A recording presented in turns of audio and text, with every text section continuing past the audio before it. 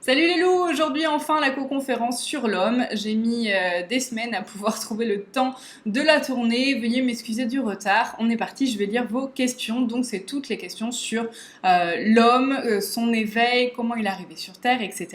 Je n'ai pas eu le temps de lire vos questions avant aujourd'hui, donc j'ai juste vu qu'il y en avait beaucoup. Je vais essayer donc d'y répondre. Soit j'aurai les informations des guides, parce que d'habitude j'essaye de les lire à l'avance pour avoir les infos qui arrivent. Donc soit là je les ai du tac au tac, soit je les ai pas et dans ce cas-là je ne pourrai pas répondre à vos questions. Mais bon, normalement ils sont prêts, donc ça devrait le faire. On est parti.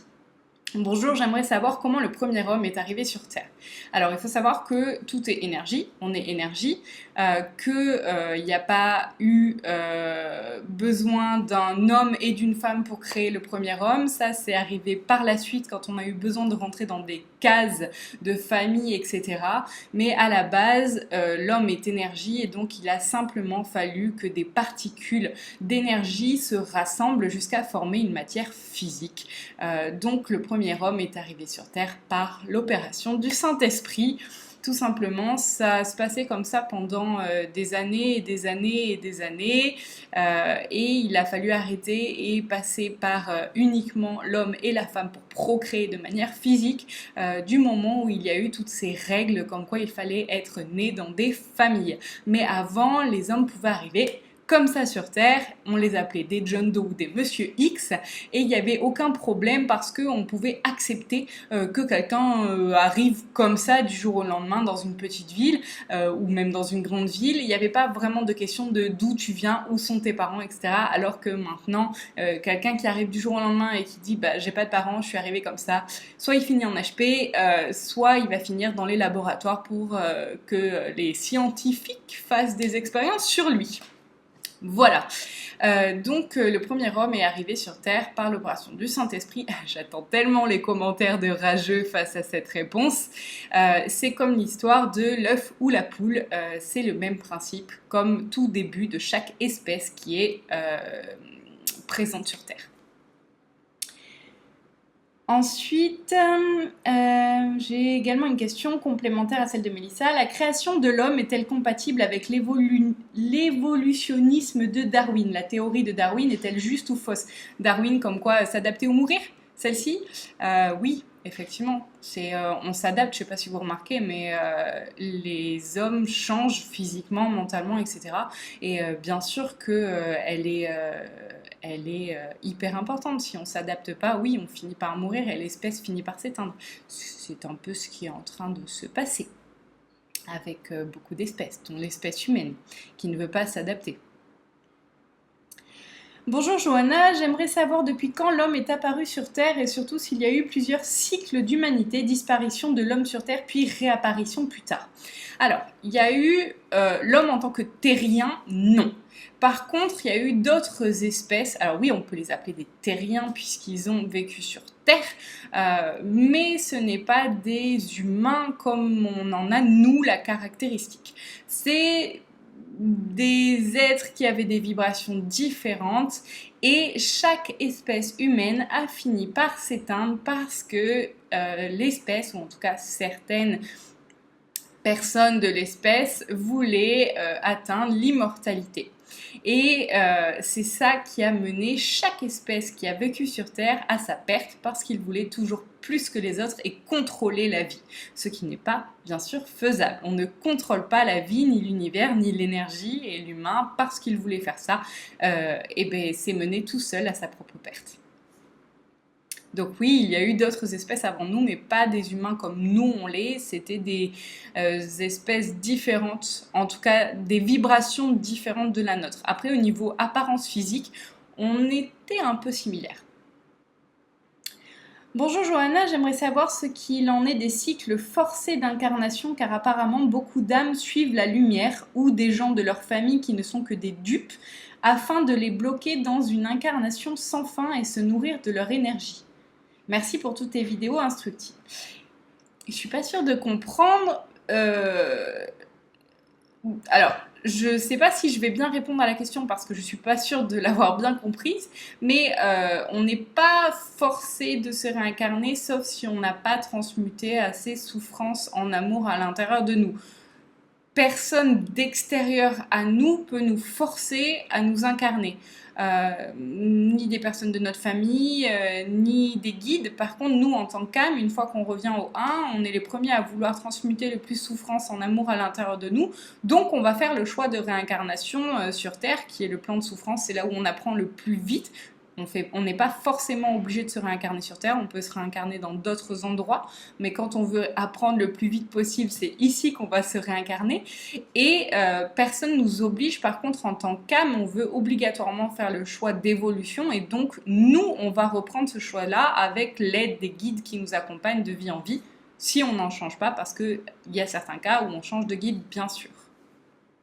Je ne sais pas si ça aurait répondu à la question, mais en tout cas, c'est la question que j'avais comprise, donc j'espère que c'était le cas.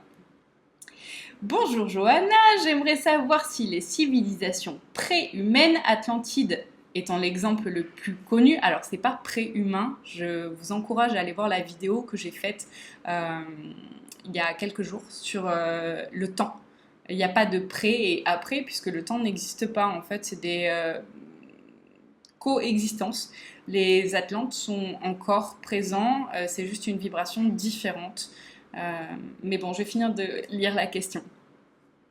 Donc, les Atlantides étant l'exemple le plus connu, étaient peuplés d'hommes tels que nous le sommes aujourd'hui, ou de civilisations d'humanoïdes plus avancées. Alors, comme j'ai répondu juste avant, oui, c'est des civilisations qui sont plus avancées. Il y en a qui sont terminées et il y en a qui sont encore en cours. Je vous encourage vraiment à aller voir la vidéo sur le temps que j'ai faite il y a quelques jours parce que ça a un rapport avec la réponse à cette question. Il y a des civilisations qui sont passées, il y en a qui sont encore en simultané en même temps que la nôtre. Allez voir la vidéo et je pense que ça répondra à votre question. Ensuite, en quoi la spiritualité remet-elle en cause l'histoire de l'humanité telle qu'expliquée par la science actuelle ? Les scientifiques ont besoin de l'œuf ou la poule, c'est-à-dire qu'ils veulent qu'il y ait quelque chose qui soit apparu en premier et ils veulent comprendre le pourquoi. Comprendre le pourquoi, c'est le mental qui a envie de comprendre le pourquoi, parce qu'il aime mettre dans des cases. Si on dit à un scientifique qui a besoin de mettre dans une case et que ce soit logique pour sa tête, si on lui dit le premier homme est apparu comme ça par formation d'atomes et que les atomes se sont condensés jusqu'à former une matière physique, pour lui c'est inconcevable. Donc c'est en ça que la science et la spiritualité sont pas forcément encore tout à fait d'accord. Après, ça commence sur beaucoup de points à se rejoindre. La science a accepté les bienfaits de la méditation, par exemple. Donc, on commence à avoir réellement une avancée au niveau scientifique pour accepter qu'il y a des choses qui ne sont pas explicables, comme le fait, par exemple, c'est prouvé scientifiquement que quand un corps meurt, il perd 21 grammes. Ils appellent ça le poids de l'âme.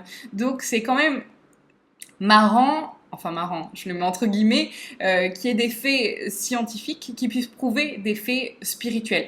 Par contre, il y a des choses qui ne sont pas encore acceptables d'un point de vue scientifique parce que pour eux, on ne peut pas le mettre dans une case existante. Et la science et les scientifiques ont du mal à créer de nouvelles cases. C'est forcément, le mental aime ce qui est déjà existant et créer des cases qui ne sont pas existantes, c'est pas possible, c'est déstabilisant. Donc pour l'instant, on en est là.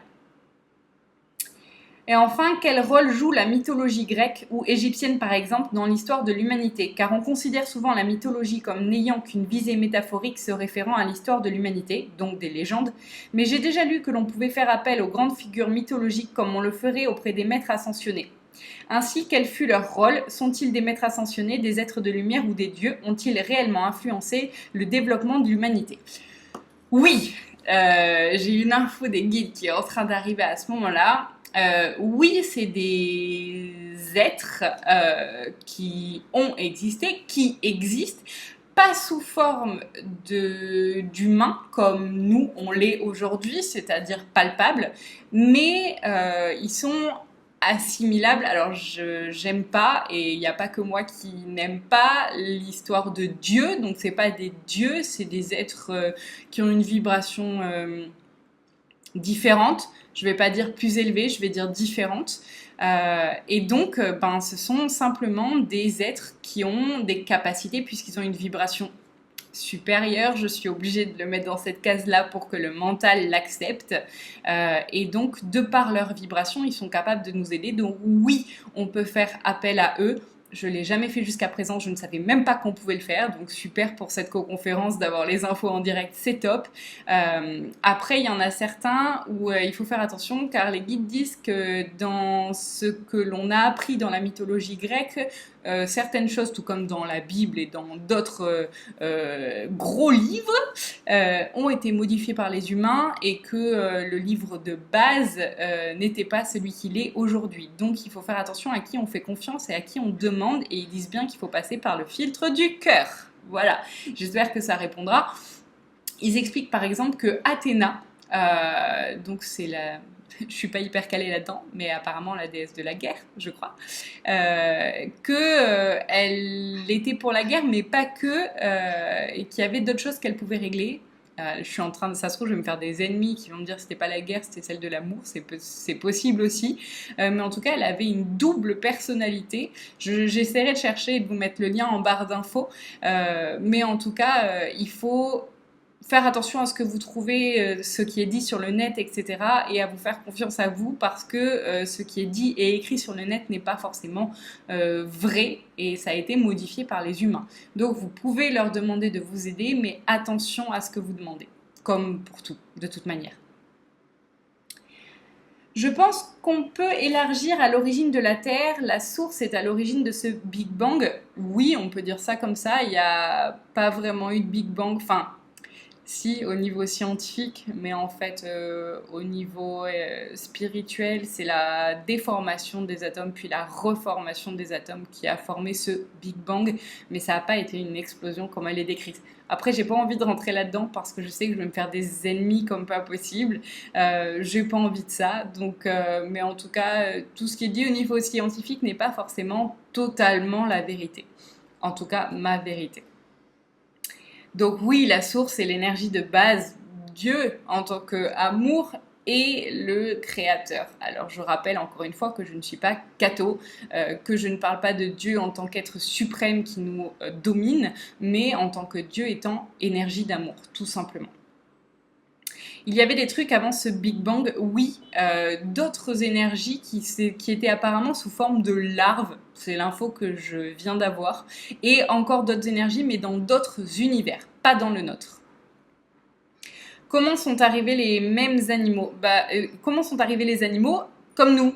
C'est l'œuf ou la poule, même principe, donc formation d'énergie, assemblement d'atomes qui forment une matière physique.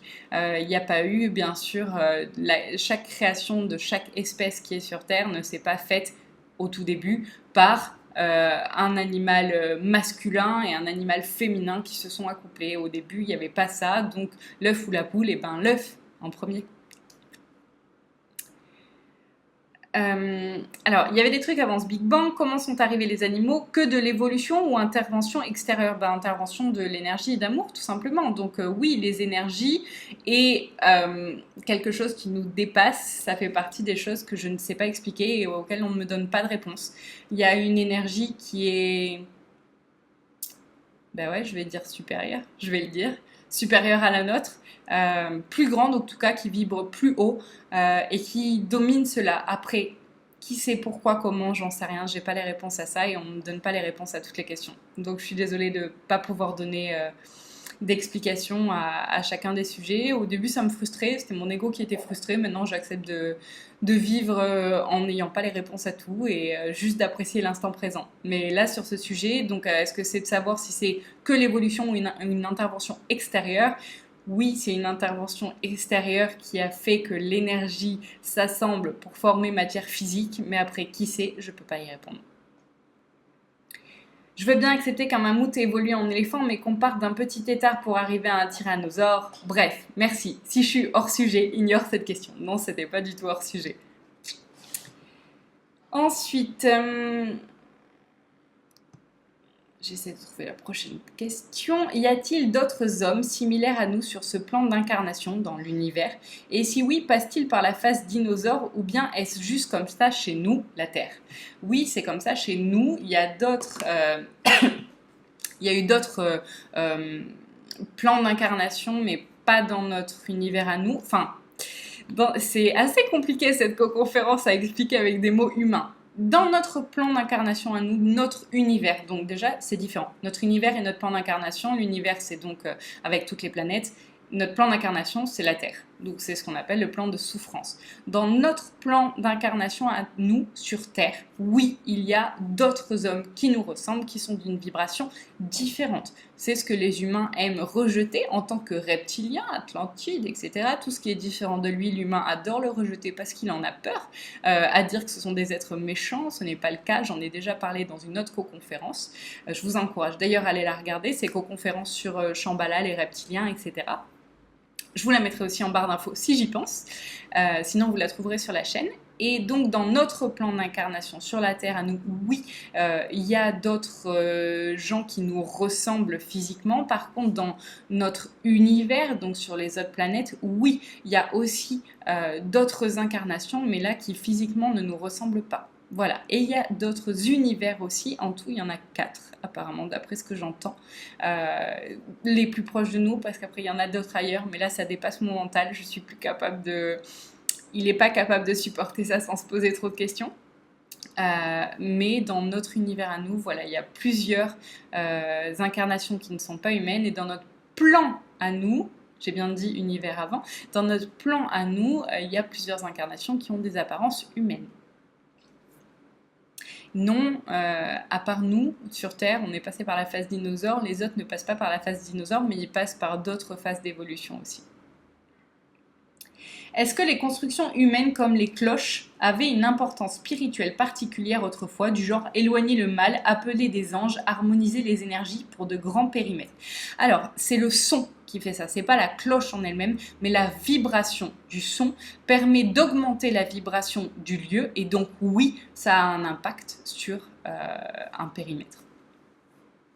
Suite au précédent commentaire, je viens de penser à quelle est l'origine des pyramides. Alors, j'ai un de mes guides qui est éthiopien, on se connaît de ces villas. Et quand j'avais vu un reportage sur les pyramides, comme quoi c'était impossible que ce soit des humains qui aient créé ça parce que les pierres étaient trop lourdes, etc. Il s'était super vexé, enfin c'est pas vexé le mot, mais il s'était insurgé en disant que ce n'est pas parce que nous, en tant qu'humains actuels, on avait bousillé nos capacités par trop d'ego, que eux autrefois n'en avaient pas et qu'ils n'étaient pas capables à un seul humain de soulever des pierres pareilles. Donc je me suis pris une remontrance en me disant que on s'était tout seul par notre volonté de suprématie et de vouloir dominer les autres espèces, on s'est diminué. À force de se croire supérieur, on est devenu pas inférieur, mais en tout cas on a perdu certaines capacités que l'on avait avant. Donc les pyramides viennent des humains. Est-ce que le physique de l'être humain est la forme optimale pour accueillir une âme humaine, ou bien est-ce que cette forme tend à évoluer dans le futur? La forme telle qu'on l'a en tant qu'être humain, c'est là où on peut obtenir le plus de vibrations, en tout cas une vibration la plus haute possible. Dans la chaîne animale, la chaîne alimentaire, c'est nous qui avons la vibration la plus haute parce qu'on a le plus de place. Enfin, c'est pas le plus de place parce que vous allez me dire un éléphant a plus de place. Par exemple, le signe de croix, ça a une onde de forme. L'être humain est aussi un signe de croix. Et du coup, par cette croix, par cette forme que l'on a, c'est effectivement là où on a le plus de possibilités pour augmenter notre vibration et avoir un impact sur notre environnement. Donc, en tant qu'être humain, oui, on a plus la possibilité d'augmenter notre vibration que par rapport à d'autres animaux qui se trouvent sur Terre.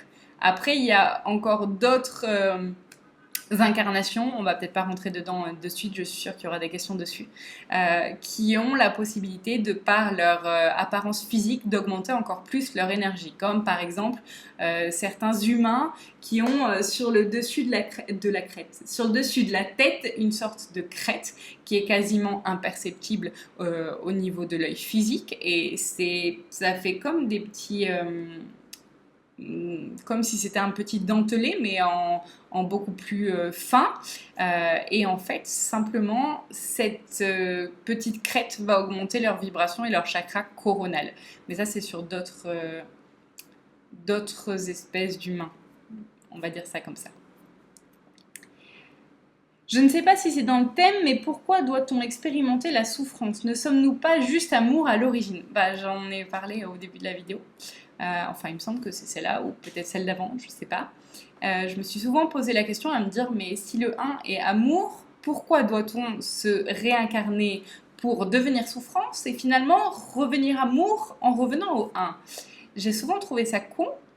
Et au final, je me suis rendu compte avec le temps qu'il était souvent bon de détruire pour reconstruire quelque chose de plus grand, de plus... Comment je pourrais dire ça? Souvent, quand on fait des expériences, on se rend compte avec le temps et l'expérience du coup, que plus on fait quelque chose, plus ça devient parfait. Et en fait, c'est exactement ça. À la base, on est amour et on se réincarne dans la souffrance pour devenir encore plus amour, tout simplement. Donc oui, mon mental trouvait ça bête avant, maintenant je commence tout juste à le comprendre. Je commence. Pourquoi avoir créé la Terre et l'homme? Eh ben, alors, j'ai une théorie en tant que moi, Johanna, et pas du tout les guides. Je sais que ma théorie est sûrement un peu farfelue et que c'est mon mental qui l'a créée, mais moi je crois qu'il s'emmerdait. Je sais pas si vous avez lu le livre de Werber où je crois que c'est le titre, il me semble que c'est Le souffle des dieux. C'est celui où les dieux s'amusent entre eux parce que ils ont créé des planètes chacun et en fait ils ont leurs humains etc sur leur planète et il explique que c'est un jeu. Moi je crois à ça. Je crois aussi que ce mec Werber a des connexions et qu'il n'écrit pas du tout par hasard et au hasard. Et du coup, à la base, la raison que les guides m'ont donnée, c'est qu'on est venu pour transmuter souffrance en amour. Mais on est d'accord que par rapport à ce que je viens de dire juste avant, à répondre à la question, mais pourquoi transmuter l'amour du 1 qui est déjà amour? Pourquoi le remettre en souffrance pour ensuite le remettre en amour? Selon la réponse des guides, et encore une fois, ils ne me disent pas tout, parce qu'en tant qu'humaine, je n'ai pas le droit de tout savoir, ils me disent que c'est pour transmuter souffrance en amour et qu'on soit encore plus et encore plus et encore plus amour. Moi, je crois qu'il y a une autre raison derrière. Voilà. Après, je pense que en tant qu'humaine, je suis loin de vérité absolue. Je n'ai que ma propre toute petite vérité, toute petite part de vérité. Et voilà. Leur réponse, c'est pour transmuter souffrance en amour. La mienne, ça serait plus parce que ils font des expériences sur nous. Voilà. Bonjour, les êtres humains sont-ils tous originaires du continent africain? Pas du tout. Ça, c'est des trucs de scientifiques, pas du tout. Bonjour Johanna, merci, de rien. Y a-t-il un bon livre qui retrace avec justesse l'histoire des premiers hommes sur Terre et des premières civilisations? J'en ai pas connaissance et j'ai pas d'infos des guides. Il me montre un livre marron avec la tranche dorée, mais après, je n'ai pas malheureusement les connaissances absolues niveau bouquin pour vous dire « Ah oui, celui avec la couverture marron et la tranche dorée, c'est celui-là ».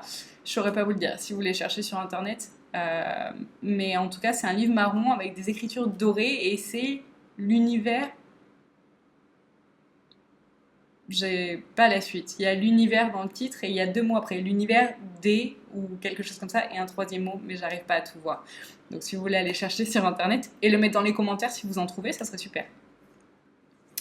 J'espère ne pas être hors sujet, mais notre système solaire a-t-il un commencement? Enfin, le Big Bang, il me semble que ça a été imaginé parce que l'homme ne pouvait pas admettre que ça avait toujours été là. Et est-ce que ça a une fin? Ce qui n'a pas de début n'a pas de fin, donc je suis exactement et totalement d'accord avec ce que tu viens de dire. Le Big Bang, voilà, j'ai dit que je voulais pas en parler plus que ça parce que c'est des trucs scientifiques, etc. et que j'ai pas envie de me mettre tout le monde à dos. Mais moi non plus, je ne crois pas au Big Bang. Je crois qu'il n'y avait pas de début et pas de fin, que ça a toujours été là, effectivement, et que nous, on est arrivés parce qu'ils voulaient faire leur petite expérience avec des humains différents pour voir jusqu'où on allait se taper sur la figure. Ça marche bien actuellement. Et je crois pas au Big Bang, je crois pas à la théorie de explosion puis reconstruction. Je crois que c'est juste des masses d'énergie qui se sont assemblées pour former des matières physiques et que tout ça dépend du un et donc de l'amour à la base. Mais donc il n'y avait pas de début et pas de fin, on est bien d'accord. Merci pour cette co-conférence, avec grand plaisir. J'espère pas trop m'embrouiller parce que j'ai des infos qui arrivent en même temps. J'essaie de vous faire passer les choses au mieux possible, mais c'est un peu compliqué quand j'ai pas eu le temps de lire les questions avant. J'ai quelques questions. J'ai entendu dire qu'il y avait eu plusieurs générations. Oui, alors c'est ce à quoi j'ai répondu avant. Je ne sais pas si on peut vraiment utiliser le terme de génération, parce que génération, c'est un avant-après, alors que là, il n'y a pas de avant-après. Mais en tout cas, il y a plusieurs classes d'incarnation. On va dire ça comme ça. Est-ce exact? Avons-nous été incarnés dans chaque génération? Non. Non. Par contre, on peut avoir des parts de notre boule à facettes. Je vous encourage encore une fois à aller voir la vidéo sur le temps que j'ai tournée il y a quelques jours. On peut avoir des parts de notre boule à facettes qui sont incarnées dans ces autres générations, enfin ces autres incarnations. Pouvons-nous avoir les infos de nos vies antérieures dans ces générations? De tes vies simultanées dans ces générations? Oui, c'est possible. Mais pour ça, il faut admettre que le temps n'existe pas et arriver à domestiquer son mental. J'ai mis peut-être 5 à 7 ans pour arriver à le faire. Ça fait peut-être 3 ans qu'on me dit que le temps n'existe pas et je commence tout juste à l'accepter. Enfin non, je l'ai accepté. Et d'ailleurs, j'ai raconté il y a quelques temps sur Facebook que j'avais eu au moment de m'endormir J'allais dire un flash, mais c'est pas un flash. J'étais en bilocation dans une de mes incarnations simultanées, donc un homme qui était en Arizona, qui était blond, donc rien à voir avec ce que je suis actuellement. Et effectivement, j'ai eu donc une expérience de vie simultanée en bilocation, en redevenant le noyau de ma boule à facettes pour pouvoir avoir un point de vue omniscient. Je sais pas si c'est très clair, ça l'est dans ma tête. Mon mental arrive à être de côté, donc ça va, c'est pas lui qui parle pour l'instant. J'espère que ça sera pas le vôtre non plus, parce que si vous mettez votre tête là-dedans, ça va sortir des cases et il va pas pouvoir accepter ça. Mais en tout cas, si vous voulez arriver à concevoir et comprendre ce point de vue, il faut accepter la multidimensionnalité, c'est-à-dire qu'on peut être plein et un à la fois. Y a-t-il des âmes d'une génération qui n'ont pas eu le droit ou ne peuvent pas se réincarner? Ils ne se réincarnent pas forcément dans notre... sauf s'ils ont des facettes de la boule à facettes. Effectivement, dans ce cas, ils peuvent être aussi humains en même temps qu'ils sont non humains. Mais non, il n'y a pas de négation à se réincarner. Enfin, il n'y a personne, encore une fois, comme je l'ai dit en début de vidéo, personne autre que nous-mêmes, notre essence, qui est amour, ne peut choisir ou non de se réincarner. Donc, c'est notre choix à nous. Personne ne peut nous en empêcher ou nous l'obliger. Voilà. Coucou Joe, merci pour cette conférence. Ça me fait bizarre quand les gens m'appellent comme ça. Il n'y a que mes amis, enfin mes proches qui m'appellent comme ça me fait bizarre. Est-il possible que des âmes ne faisant pas partie de l'humanité, mais d'un autre processus d'évolution, soient ici sur Terre depuis très longtemps pour pouvoir juste accompagner et réapprendre? Bien sûr. Totalement. Tu sais de quoi tu parles d'ailleurs. En posant cette question, je sens bien que tu as une idée derrière la tête. Une autre question. Pourquoi certaines personnes ont un crâne allongé naturellement vers l'arrière? Est-ce dû à une sorte de réminiscence?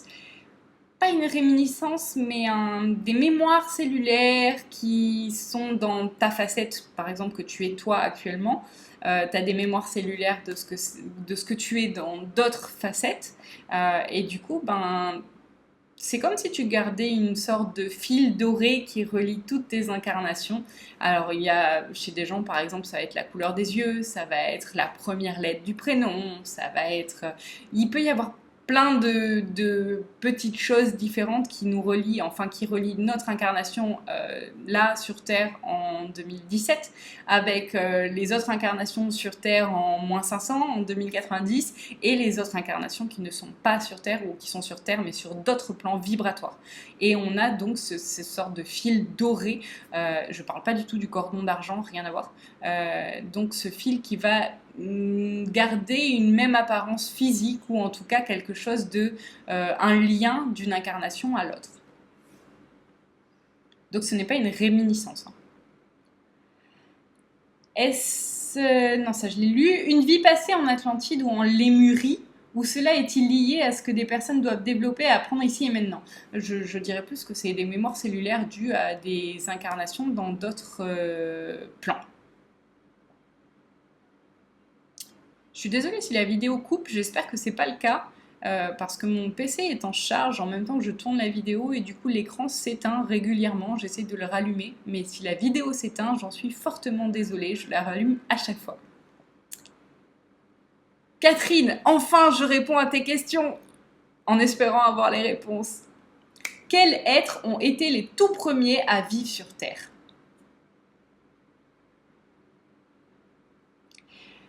Il me montre des images de gens qui sont beaucoup plus courbés que nous. Alors, pas du tout des singes qui se trimballent à quatre pattes comme les scientifiques ont envie de nous le faire croire. C'est une autre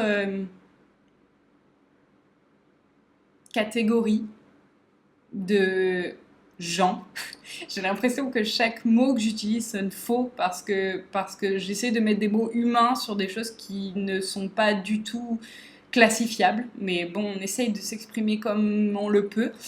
Donc une sorte de catégorie de gens qui sont arrivés, mais bien avant nous, si on part du principe que le temps existe, c'est-à-dire que c'est une des premières facettes de nous qui sont arrivés sur Terre, mais c'est pas nous en tant qu'humains. Là, nous humains, c'est... Je vais essayer de prendre des exemples, j'ai des pierres sous la main. Ça, c'est notre catégorie humain, ok? Donc nous, on est là. Ça, c'est la première catégorie, par exemple, qui est arrivée sur Terre, ceux qui sont courbés et qui ont la peau quasiment verte. Ça, c'est une autre catégorie qui est sur un autre plan vibratoire sur la Terre, mais un autre plan vibratoire. Tout ça, c'est différent, et pourtant, c'est nous. Donc, difficile à expliquer en disant c'est pas avant nous ni après nous, c'est en même temps que nous, mais une autre part dont on n'a pas forcément conscience et qu'on ne peut pas non plus dire que c'est ce que l'on est là maintenant tout de suite en tant qu'incarnation sur Terre, mais c'est pas différent de nous non plus. Je sais que c'est compliqué à comprendre, c'est hyper compliqué à expliquer en mots humains parce que malgré le fait qu'on ait beaucoup de chance d'être français et que la langue française soit extrêmement riche, le langage humain est très très pauvre. Il y a des choses qui m'expliquent, qui sont de l'ordre du vibratoire, et pour le transmettre en mots humains, ben, c'est une galère pas possible. Du coup, les premiers, en tout cas notre première facette qui est apparue sur Terre, était, j'ai pas le nom, je l'ai en vibration, mais c'est pareil, pour le transmettre en humain, je peux pas le faire. Alors vous allez vous dire, mais c'est quoi cette vidéo où elle nous transmet aucune info en fait, puisque, ben ouais, je suis désolée, mais je peux pas le dire autrement. C'est des êtres qui avaient la peau verte, assez claire, qui étaient plus courbés que nous, beaucoup plus minces, et qui avaient un visage assez émacié et qui avaient le crâne rasé. C'est tout ce que je vois. Après, je peux pas vous dire leur nom. Parce que je ne sais pas comment le transmettre, mais en tout cas, voilà, c'est eux qui sont arrivés en premier ici. L'homme, son âme, a-t-il différentes filiations ou lignées stellaires ou races galactiques? Oui, c'est encore une facette de ce que l'on est, nous, en tant qu'humains. Donc, eux, c'est nous, c'est eux, et l'ensemble, c'est un. Qu'est-ce exactement des origines de planètes ou constellations? Il y a différentes choses qui sont apprises sur ces plans vibratoires-là, mais ce n'est pas des gens qui sont différents de nous. Ils font partie de notre essence, tout comme nous, on a notre essence, et cette essence est la même. Donc ils ne sont pas différents. Donc je peux pas... Ah ben justement, c'est ta question d'après. C'est ce qu'on pourrait appeler notre essence. Exactement. Ils sont pas différents dans le sens eux, c'est notre essence, et nous, on ne l'est pas. C'est nous, on a une essence, eux aussi, et cette essence, c'est la même. Est-ce un choix de l'âme? Oui. Notre âme garde-t-elle cette empreinte au cours de son cycle d'incarnation? Oui. Pourquoi? Eh ben parce que quand eux évoluent et accèdent à de nouvelles données, nous aussi, inconsciemment, bien sûr, parce qu'on a notre mental qui nous limite, mais inconsciemment, on accède à leurs données. Je suis sûre que ça t'est déjà arrivé un matin, tu te lèves, tu as fait une nuit bizarre où tu te rappelles presque pas ce dont tu as rêvé, et tu as des informations, tu tombes sur un article, comme par hasard, et tu vas, en lisant ces informations, te dire mais j'ai l'impression que tout ça, je le sais déjà. Ah oui, tu le sais déjà parce que tu viens de le vivre cette nuit, mais pas toi en tant que Catherine, mais toi en tant qu'être stellaire. Et c'est une facette de toi. Est-ce que c'est juste une case? Ben oui, c'est une case de plus dont le mental a besoin, c'est sûr. Le mental aime classifier parce que ça le rassure de pouvoir contrôler toutes ces petites cases. Du moment où il peut mettre une donnée, une info, une émotion dans une petite boîte, ça y est, elle peut être rangée.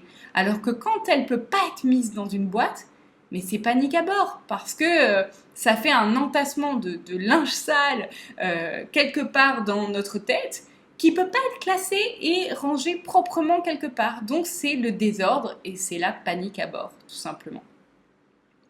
L'homme d'aujourd'hui, Homo sapiens, est-il une création extraterrestre issue d'un croisement génétique et de procréation artificielle avec d'autres êtres? Non, pas du tout.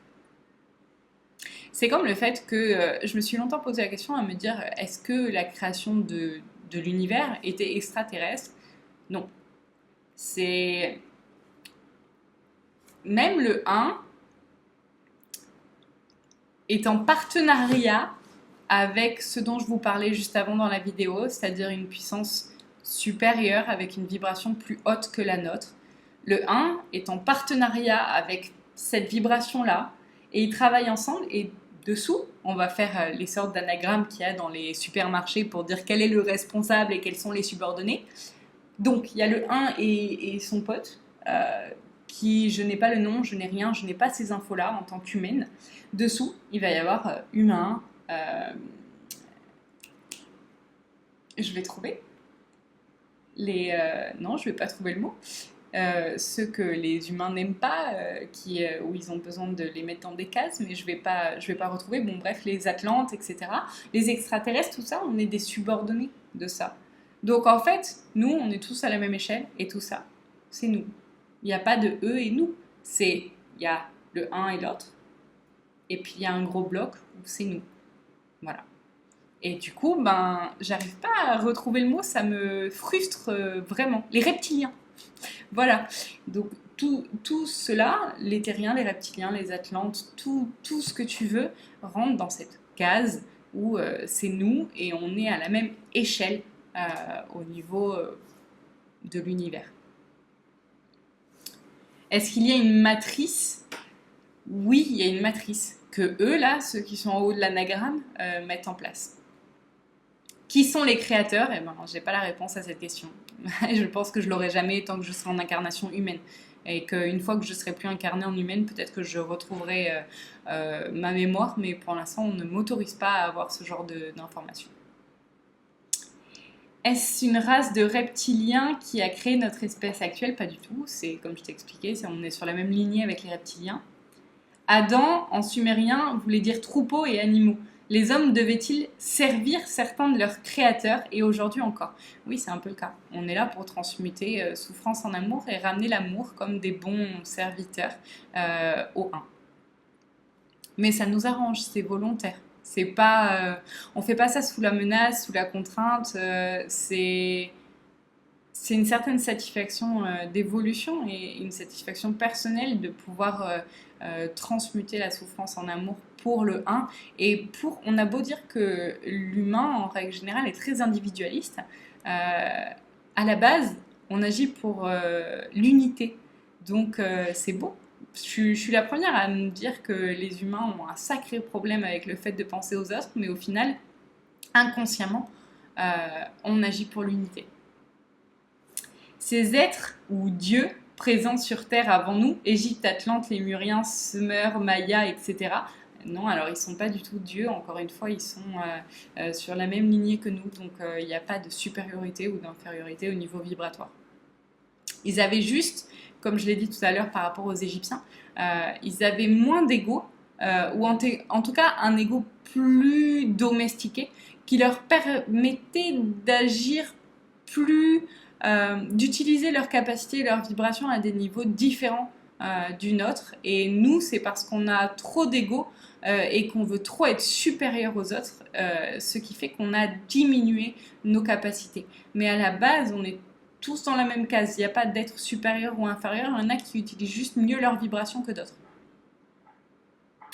Est-ce qu'ils étaient extraterrestres vivant avec des homo sapiens? Ben non, ils ne sont pas extraterrestres. Ils sont comme nous, mais ils utilisaient mieux leurs vibrations.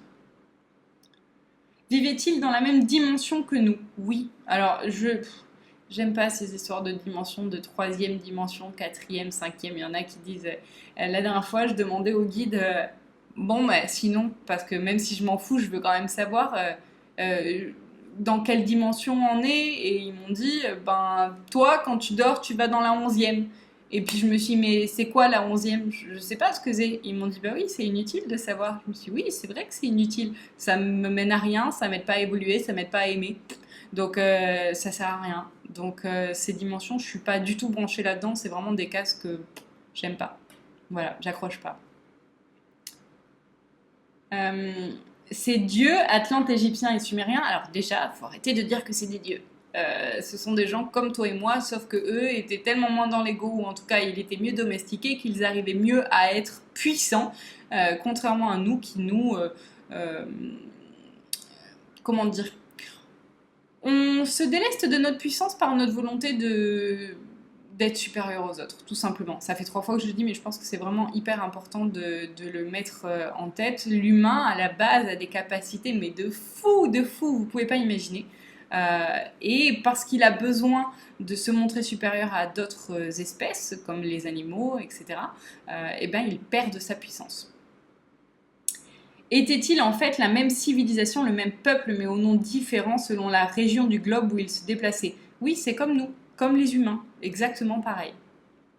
En mythologie, certaines personnalités ou dieux, comme Osiris, auraient porté plusieurs noms comme Enki en Mésopotamie, Osiris en terre d'Égypte et Quetzalcoatl chez les Toltecs. Je ne savais pas. Merci de cette info.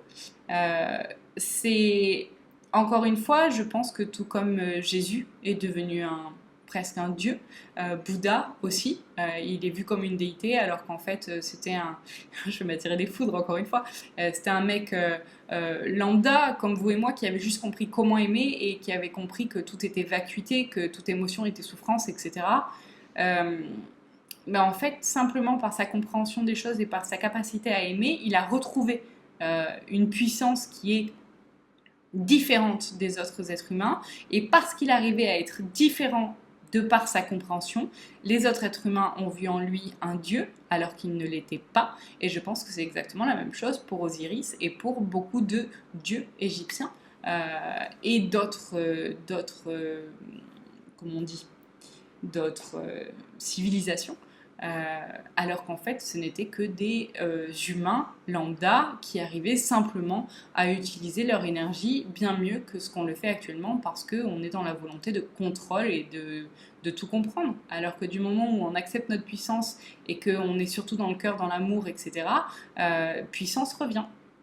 Et d'ailleurs, petite parenthèse, l'être humain a tellement, je ne sais pas si vous avez lu mon premier livre, mais dedans je raconte que j'ai eu des déboires avec une âme depuis plusieurs vies, où il y avait une volonté de sa part de m'éliminer parce qu'il y avait une grosse jalousie, et en fait cette jalousie est simplement venue du fait que j'avais des capacités qu'il n'avait pas, et donc il y avait cette volonté de voler ses capacités, alors qu'en fait ces capacités étaient là simplement parce que j'avais réussi à lâcher prise et à comprendre certaines choses et à aimer certaines choses, et donc puissance était revenue. Et parce que lui, il n'était pas dans la même optique et dans la même acceptation de sa puissance, eh ben, il y avait de la jalousie, et c'est comme ça entre tous les humains. Chacun pourrait être exactement à la même place que son voisin, sauf que parce que les gens ne s'en donnent pas les moyens, parce qu'ils sont dans l'envie, la jalousie, etc., ils préfèrent aller voler les capacités de l'autre, chose qui n'est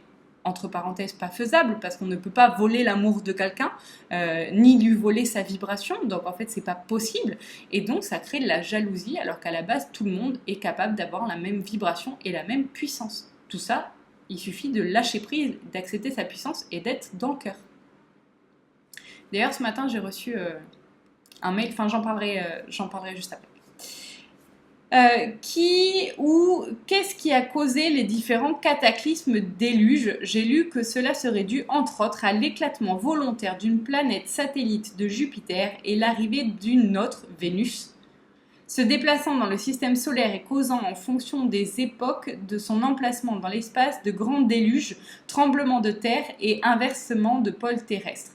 Alors, oui et non. Il n'y a pas que ça. Ça a un impact, bien sûr, parce que du moment où il y a une masse énergétique, qui plus est quand elle est grosse, comme Jupiter, par exemple, et comme Vénus, quand elles vont bouger dans l'univers, elles vont créer forcément un déplacement d'énergie, un déplacement de masse qui va avoir un impact. C'est ce qu'on appelle l'effet papillon. Et du moment où ces grosses masses énergétiques vont bouger, donc elles vont créer un impact sur la Terre, par exemple, mais il n'y a pas que ça, il y a aussi les raisons principales pour qu'il y ait des cataclysmes, etc. Il y en a deux. Actuellement, avec Irma, etc., alors je sais que je vais encore une fois ne pas être d'accord avec tout le monde. Pour Irma, ce qui se passe actuellement, c'est une sorte de lutte entre l'amour et le non-amour. Je sais qu'il y en a plein qui y croiront pas. C'est votre choix de ne pas y croire. Je n'y croyais pas pendant longtemps jusqu'à ce que je vois des choses de mes propres yeux. Maintenant, j'y crois. Je sais que les luttes énergétiques provoquent des choses inconcevables par le mental. Et c'est des choses que je vois actuellement. Donc ça, c'est la première raison. Et la deuxième raison, il y a le réseau Hartmann. C'est le réseau de la Terre. C'est une sorte de quadrillage énergétique. Et quand ces réseaux, ces sortes de lignes qui quadrillent la Terre bougent en fonction des déplacements, par exemple, de continents, des déplacements de... comment on dit ? Je ne vais pas arriver à trouver mes mots aujourd'hui. On va dire ça, des déplacements de continents, en tout cas des glissements de terrain. Ça va bouger la structure énergétique à un endroit de la Terre et il va y avoir une réaction en chaîne qui va sûrement le bouger de l'autre côté de la Terre et ça va tout dérégler. Donc les géobiologues sont hyper importants parce qu'ils permettent de remettre le réseau Hartmann en place. Voilà. Je ne sais pas comment poser ma question. Je vois une ADN dans lequel notre système avance en spirale. Lorsque nous sommes à un endroit, l'humanité est à son apogée de l'éveil, et bam, nous disparaissons et tout recommence. Qu'est-ce qui se passe? Nous disparaissons, nous explosons. Il se passe quoi? Ceci a-t-il une fin? Alors, vu qu'il n'y a pas de début, il n'y a pas de fin, déjà, premier point. Et non, c'est pas quand on est à notre apogée que l'on disparaît, c'est quand on veut dominer la vie. C'est ce qui a vraiment éteint chaque civilisation qui a été ou qui est présente, dont la nôtre. On est en train de s'éteindre parce qu'on veut dominer ce qui ne doit pas être dominé. Comment seront les futurs humains, plus amour et plus éveillés? Comment vivront-ils?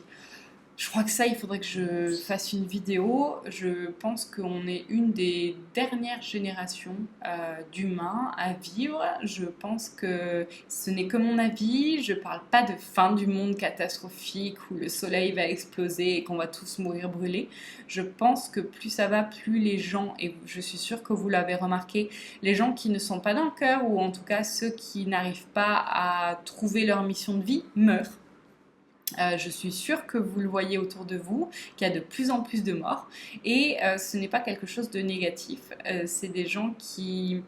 C'est comme si on acceptait d'appuyer sur le bouton de reset en se disant bon ben j'ai foiré là, je peux plus vraiment rectifier le tir, je m'en vais, je reviens.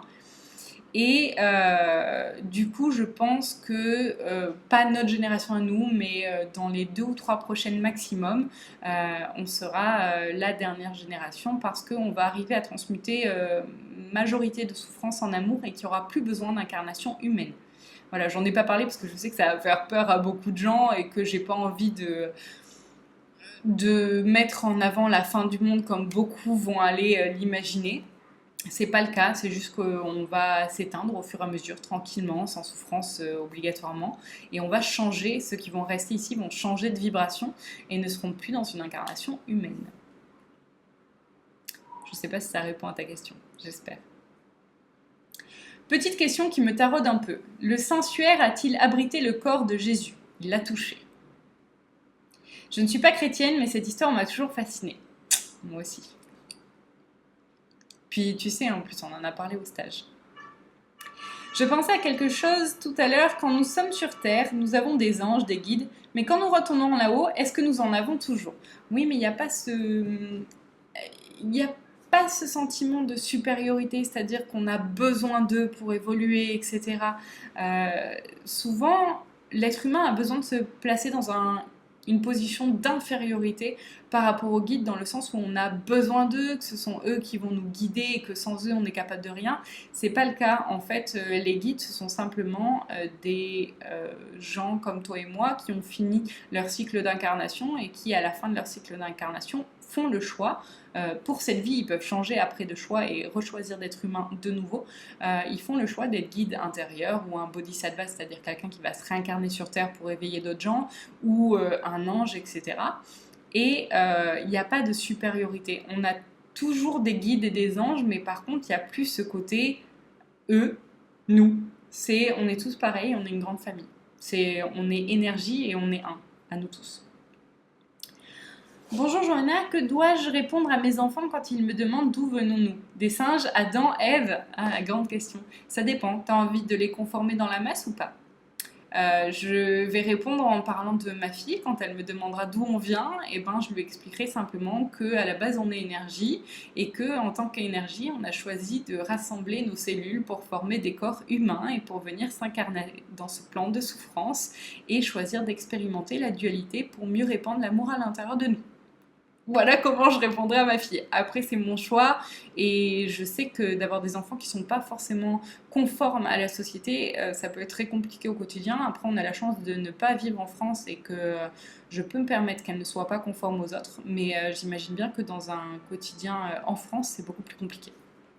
Donc, à toi de voir si tu as envie que ils se conforment, ou alors de leur dire ce que tu as envie de leur dire, mais que dans ce cas-là, ils risquent de le répéter à l'école et tu risques d'être convoqué par la maîtresse qui va vous dire « Mais madame, vous avez totalement fumé, c'est pas possible. » Donc c'est ton choix. Hello, on trouve des humains d'origine différente sur Terre, je parle de couleur de peau. Cela peut signifier que nous venons selon notre couleur d'endroits différents dans l'univers. Je sais qu'on vient tous du 1, mais je me demande si la signification de ces différences... la signification de ces différences selon toi. Je pense que quand on est noir, par exemple, on ne vit pas du tout les choses de la même manière que quand on est blanc. Par exemple, si on est un noir en France, on va subir le racisme, etc. Alors que si on est un blanc en Afrique, on va aussi subir le racisme, mais pas de la même manière. Tout comme quand on est un blanc en Asie, on va aussi subir du racisme. Je pense que notre couleur de peau nous amène à vivre des expérimentations différentes et que ce n'est pas une histoire de où on vient au niveau de l'univers, en tout cas de l'origine de notre essence. Voilà, c'est plus une question de choix d'expérimentation terrestre. J'ai entendu dire que la Terre avait abrité des humains, mais aussi des géants, des êtres qui s'apparentent aux elfes, des hybrides et beaucoup d'autres encore. Un monde à la Seigneur des Anneaux. Si c'est le cas, pourquoi n'y en a-t-il pas plus incarné aujourd'hui sur Terre? Puis-je te demander ton avis là-dessus? Il y en a, mais comme tu as pu les voir au Temple d'Angkor, par exemple, ce sont des êtres qui ont une vibration différente, qui vivent sur Terre. Il y a les élémentaux, etc., bien sûr. C'est un monde parallèles et ils ont des portes d'accès à notre monde à nous. Eux peuvent les traverser parce que leur vibration est plus haute. J'emploie plus haute, mais c'est pas plus haut, c'est juste pour que le mental comprenne. Leur vibration est plus haute que la nôtre et par conséquent, ils peuvent avoir accès à notre monde alors que nous, on risquerait, à cause de notre ego, en tout cas pas tout le monde, mais certaines personnes, risqueraient de faire de gros dégâts dans leur monde à eux. Du coup, on n'a pas accès à leur monde, mais par contre, il y en a beaucoup qui viennent dans notre plan vibratoire à nous et donc il y en a beaucoup qui sont incarnés. Mais ils sont surtout incarnés dans leur plan vibratoire à eux et si on n'a pas clairaudience, effectivement, ou clairvoyance, on ne les voit pas et on ne les entend pas. Mais il y en a énormément sur Terre. Effectivement. Les Atlantes avaient apparemment basé leur technologie sur la Lune et les marées. Une très belle technologie. As-tu un élément de réponse quant à la fin de leur civilisation? Il n'y a pas de fin. Ils sont encore là, mais sur un plan vibratoire différent. Et ils sont encore en action et nous aident sur beaucoup de points. Que sont-ils devenus? Certains auraient fait le choix de rester et de transférer leur âme dans un corps, par exemple dans un animal. As-tu un avis? Alors oui, il y en a qui se sont réincarnés comme des sortes de bodhisattvas, donc ceux qui se réincarnent sur Terre pour éveiller les consciences. Et oui, il y en a qui sont encore incarnés en tant qu'Atlantes, mais dans une strate vibratoire différente qui fait qu'on ne les voit pas si on n'a pas clairaudience et clairvoyance. Peux-tu nous parler un peu des Incas, pourquoi et comment leur civilisation s'est terminée? Eh bien parce qu'encore une fois, il y a eu une volonté de dominer ceux qui ne devaient pas être dominés. Mais pas que. Alors ils sont en train de me reprendre, ils me disent pas que. Il y en a qui sont effectivement partis parce que c'est exactement ce que je vous disais il y a 5 minutes, ce qui va se passer avec notre civilisation à nous. Il y en a qui sont partis parce qu'ils n'étaient pas dans le cœur, qu'ils n'avaient pas la vibration suffisante pour vivre ce qu'il y avait à vivre, ce qui allait arriver. Donc ceux-là sont partis de mort naturelle. Et il y a les autres qui ont changé vibratoirement et qui donc sont retournés au 1. Ouais, on peut dire ça comme ça. Et donc, ils ne sont pas morts dans le sens mort physique. Ils se sont dépossédés de leur corps terrestre. Donc, ils n'avaient plus effectivement de corps terrestre. Leur corps physique est mort. Mais ils ne sont pas morts parce qu'ils devaient mourir. J'espère que c'est assez clair.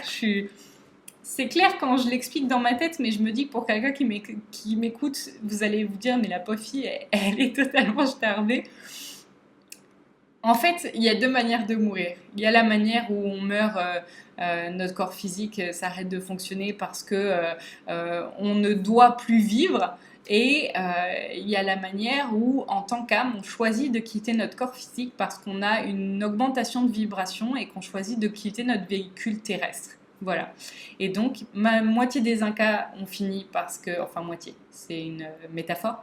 Une part des Incas ont fini parce qu'ils étaient enfin, ils devaient mourir parce qu'ils n'étaient pas assez dans le cœur, et l'autre ont augmenté leur vibration assez pour ne plus avoir besoin de leur corps physique terrestre.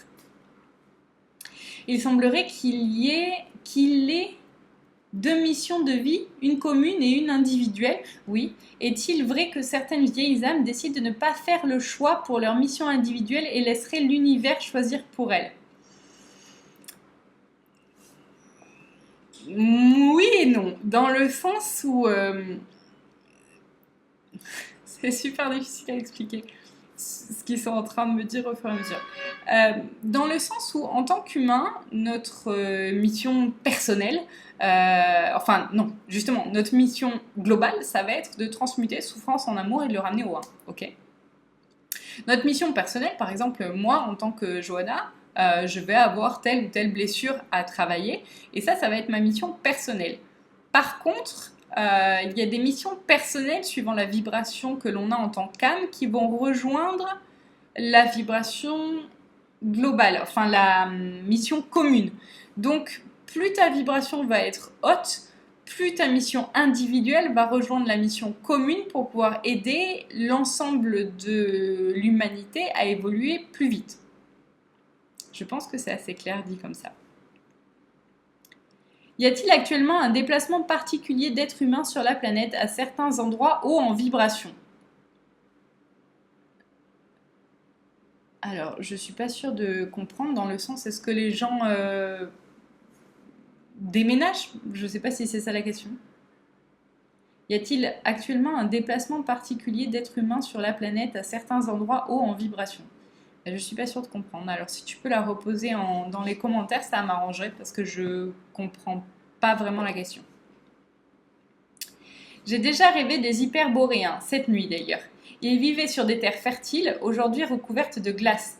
Penses-tu qu'ils utilisaient des sons comme technologie? Oui, mais pas que. Pour déplacer des choses, par exemple. Non, c'est des vibrations. C'est leurs vibrations à eux qui s'utilisaient et les sons servaient à augmenter leurs vibrations à eux. Dans mon rêve, ils avaient besoin de moi car j'avais l'oreille absolue. Je jouais de tous les instruments. Et que s'est-il passé pour qu'ils disparaissent? Ben encore une fois, comme pour les Atlantes, etc., ils n'ont pas disparu. C'est leur vibration qui a changé. Ils habitent plus la Terre en tant que plan souffrance. Ils l'habitent dans des plans différents au niveau vibratoire. Et donc, ben, en fait, on ne les voit plus avec nos yeux physiques, mais du moment où on a clairaudience ou clairvoyance, on peut les voir, tout comme tu l'as eu. En flash, dans un rêve, tu as eu des infos parce que tu as clairaudience, tout simplement. Bonjour Johanna, merci pour tout ce temps que tu nous accordes, avec plaisir. Dans la co-conférence sur l'éveil, tu nous expliques à nouveau que le temps n'existe pas. Eh bien, il faut aller voir la vidéo, je l'ai enfin faite. Que nous sommes plutôt comme une boule à facettes avec différentes vies simultanées, si j'ai bien compris. Du coup, est-ce que l'histoire, au sens où on nous l'enseigne, existe vraiment? Ben non. Non, puisque le temps linéaire est fait pour que l'être humain et son mental puissent arriver à tout mettre dans des petites cases. Le temps linéaire n'existe pas et le temps tout court n'existe pas. On a besoin de se dire qu'il existe parce qu'on a besoin de mettre une chronologie à ce qui est, mais en soi, il n'existe pas. J'ai du mal à comprendre que les époques ont existé mais peuvent encore exister. Est-ce que cela veut dire aussi que lorsqu'on se réincarne, on choisit l'époque, préhistoire, Moyen-Âge, etc. Et en est-il de même pour les autres parties de nous-mêmes de la boule à facettes? Bah, du coup, tu peux aller regarder la vidéo si ce n'est pas déjà fait. Je pense que j'en ai parlé. On est toutes ces facettes de la boule à facettes en même temps et effectivement, on choisit le moment auquel on va se réincarner. Peut-être que cette question du temps pourrait être abordée dans une vidéo à part entière. Ça y est, nickel. Comme souvent, un rêve me fait te poser cette question. Un peuple d'hommes oiseaux. Ils sont, très intenses. Dans mes rêves, ils ne sont pas forcément réconfortants. C'est un peuple d'origine inconnue pour moi. Mais je les vois. J'ai un flash de ce que tu vois. Ni bon ni mauvais, mais de mon sentiment sans pitié. En as-tu déjà entendu parler? Ben non, pas parler, mais je viens de les voir, effectivement. Et je sais pas si tu as la même vision, mais il y en a certains qui ont une tête d'aigle. Alors je ne sais pas d'où ils viennent, je ne les ai jamais vus. Il est très difficile, voire impossible de trouver des infos sur eux. Pourtant, j'en rêve et je m'y sens reliée. Je me demande donc, au cas où tu sais de quel peuple je parle, ils seraient à l'origine du langage. Alors, ils sont à l'origine d'un langage et de la communication entre les humains et les animaux. Pour l'instant, ça foire un peu. Mais en tout cas, effectivement, je viens de les voir en flash, mais j'ai pas d'infos sur eux. Je vois juste qu'ils vivent dans des sortes de forêts et j'ai une info où il y a une sorte de cascade, mais j'arrive pas à savoir où c'est et j'ai l'impression que c'est un plan différent de la vibration terrestre. Donc c'est sur Terre, mais un plan vibratoire différent. Bonjour Johanna, j'aimerais savoir si tu connais Edgar Cayce. Cayce, je ne sais pas si ça se prononce comme ça. Que penses-tu de ces trans? Je ne connais pas du tout, donc du coup je ne vais pas pouvoir donner mon avis là-dessus. Ce qu'il a raconté à propos des Atlantes et de l'origine du monde est possible selon toi? Je pense aux fils de Bélial et des fils du 1. J'ai pris mes infos en écoutant une vidéo d'Elisabeth de Caligny sur Nouréa. Bonne conférence, je parle 18 au soir pour la France. Ok. Je ne connais pas du tout, du coup je ne vais pas pouvoir donner mon avis sur la question. Salut Johanna, petite question hors sujet. Au sujet, des cheveux des hommes. Tu disais que les femmes ayant enfanté changent de vibration.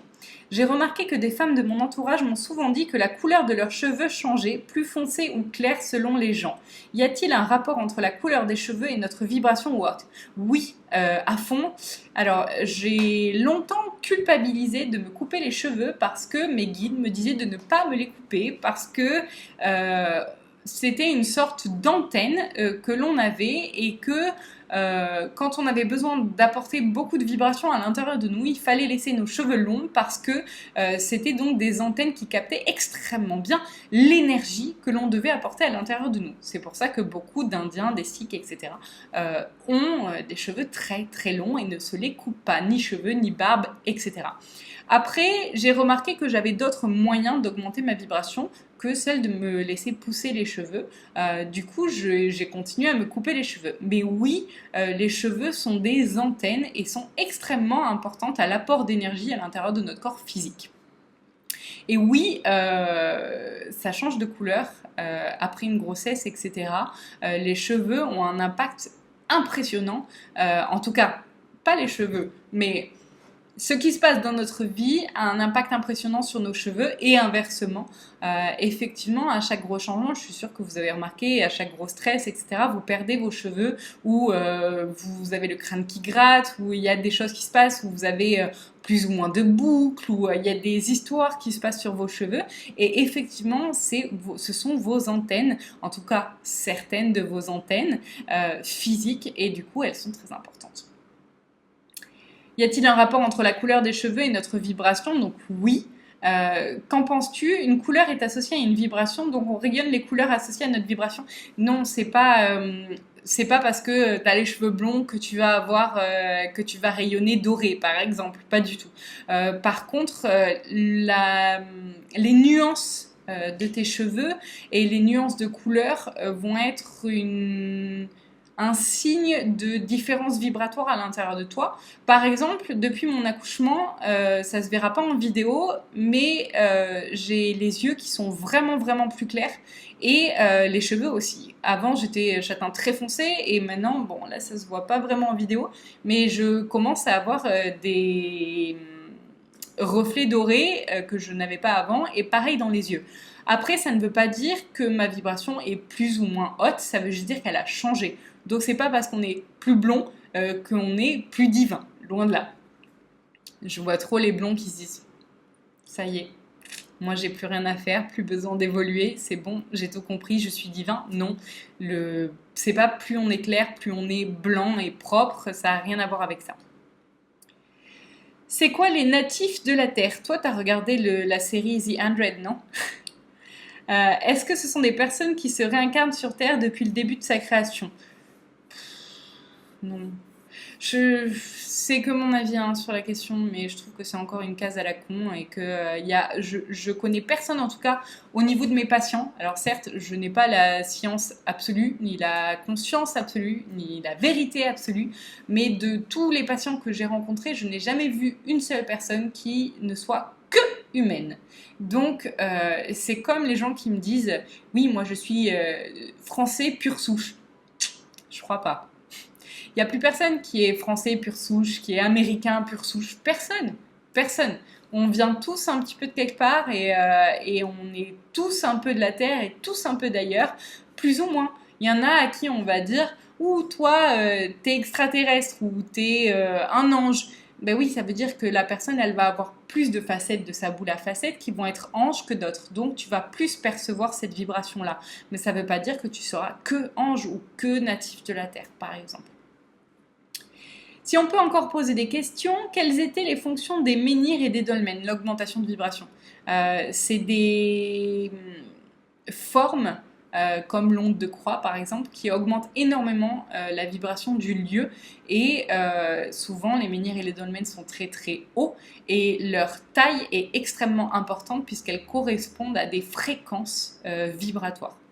C'est ce qu'ils viennent de me dire. Par contre, quelle fréquence? J'en sais rien, on ne me donne pas les détails là-dessus. On dit que l'homme est divin, que nous sommes divins. Avons-nous quelque chose de spécial ou différent par rapport à d'autres êtres? L'homme a-t-il bénéficié lors de sa création d'une sorte de supplément d'âme qui lui permet son expansion et qui n'était peut-être pas voulu au départ? Alors, on est divin dans le sens où, en tant qu'être humain en incarnation terrestre sur le plan de la Terre, qui est le plan de souffrance, c'est nous qui galérons le plus à être amour. Parce que quand on est dans la dualité, comme on l'expérimente en tant qu'être humain, vu qu'il est beaucoup plus facile de choisir de tomber du mauvais côté, en tout cas pas du côté de l'amour, que d'aller du côté de l'amour, effectivement, quand on va du côté de l'amour, on est plus méritant que d'autres êtres. Après, en aucun cas, on n'est plus divin que d'autres êtres. C'est juste que parce qu'on galère plus dans notre incarnation pour être amour, on a plus de mérite. C'est pour ça que par exemple, quand on fait de la merde dans une incarnation, on va choisir, si cette petite facette donc meurt en 2017 par exemple, elle va choisir de se réincarner sur Terre ensuite encore pour expérimenter de nouveau la dualité et le fait d'avoir des difficultés à être amour. Parce que si elle arrive à être amour dans le plan de souffrance, elle aura beaucoup plus de mérite que si elle avait réussi à être amour ailleurs où il n'y a pas cette dualité-là. Dans l'homme, il y a aussi la femme, le féminin, la mère. La société patriarcale dogmatique actuelle va-t-elle ou doit-elle sortir des vieux systèmes, je pense notamment à la position de la femme souvent rabaissée, en s'unissant au féminin, à la terre, afin que la société trouve le juste équilibre en chacun de nous?